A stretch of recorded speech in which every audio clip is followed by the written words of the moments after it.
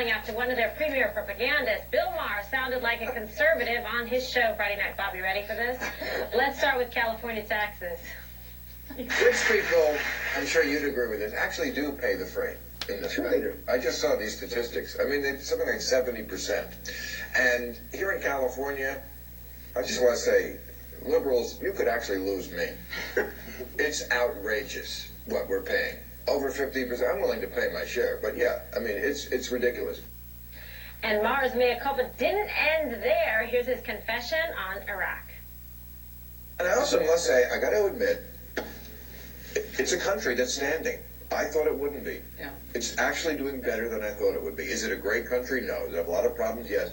But there actually is a country standing there. Okay, so who poisoned Bill Maher? Why is he saying all what's happening here, Greg? I guess opposite day. They must have started taxing prostitutes. Oh, no. Greg, glad we opened with that. Oh, Greg Gutfeld. After all the vitriol, all the trashing of conservatives. Every single point there. Just over the years, he's taking indiscriminate shots at the right, and then he goes, taxes are too high in California, the Iraq war worked. Oh, I know, really? but is he...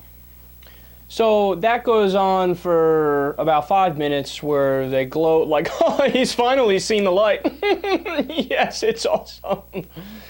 And, I mean, it's kind of sad, too, because, like I said, I like Bill Maher, but there has been a few times this season where he made no sense. And he fell for the oldest conservative trick in the book, man.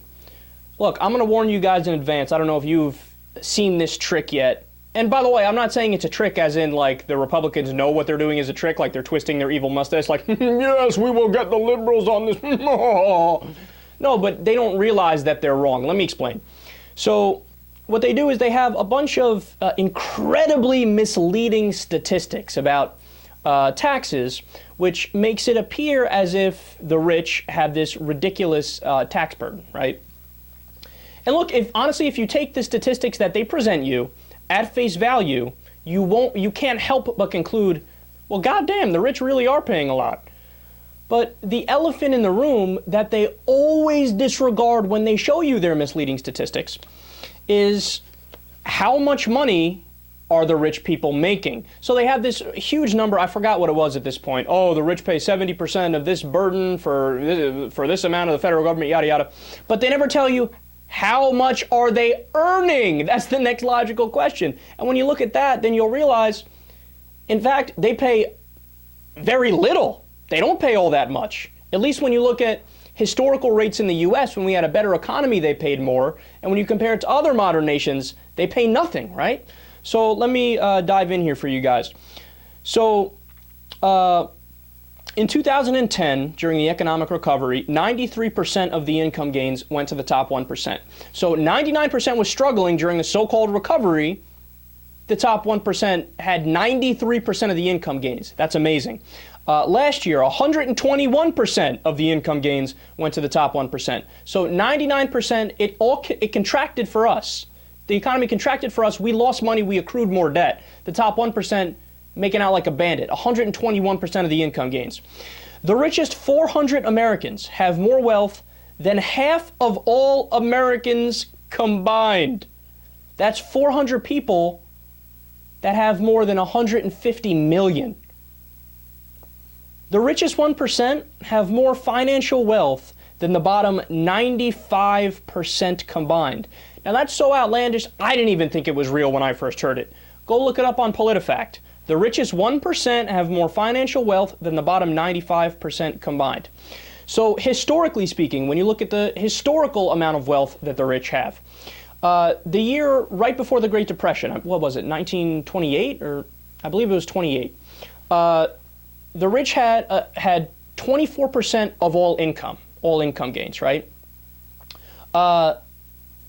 In 2007, right before the Great Recession, the rich had 24% of all income gains. This is something that is well known by economists. When the amount of money gets out of whack and you have one small group that has so much and the rest of us have so little, what ends up happening? You have a tremendous recession or a depression because there's no purchasing power for the middle class. During more equal times, when we had a middle class that was the envy of the world, the golden age of economic expansion in the U.S., the top 1% had between 8% and 12% of the income, right? And like I said, right before tremendous crashes, they have 24%, so way out of whack. You want to know what it is today? They have 24% again. Way out of whack.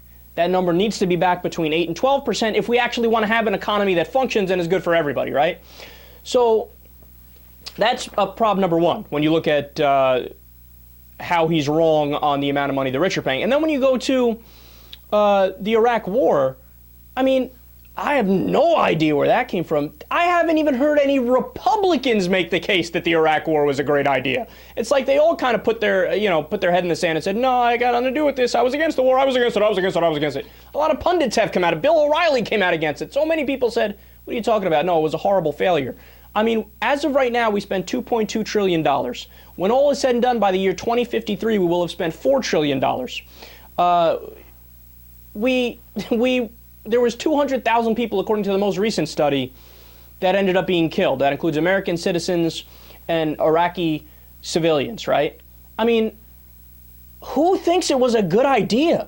What, oh, because the country's standing, we're in favor of it? I mean, that's as stupid as saying, my friend coming up to me saying, hey, give me $400,000 so I can fix up my house down the street, right? And even if the house ended up being fixed to be beautiful, why was that a good investment for me? That's his house. That's not my house. So even if Iraq did end up being a thriving democracy, if you asked your average American in 2003, would you want to spend $4 trillion so that Iraq can have a thriving democracy? They'd probably say, no, that's their business. Let them sort everything out themselves. But that's not even the reality. It's not even like they have a beautiful, thriving democracy, right? In the metaphor I gave you, it's like I gave $400,000 to rebuild the house, and it got ripped to shreds. Because just today, the 10-year anniversary of our invasion, they were just reporting 65 people got killed in bombings. That's improvement? I mean, I have no idea where Maher came out with that, and I hate it when conservatives do a victory lap based on nothing because Maher said something ridiculous.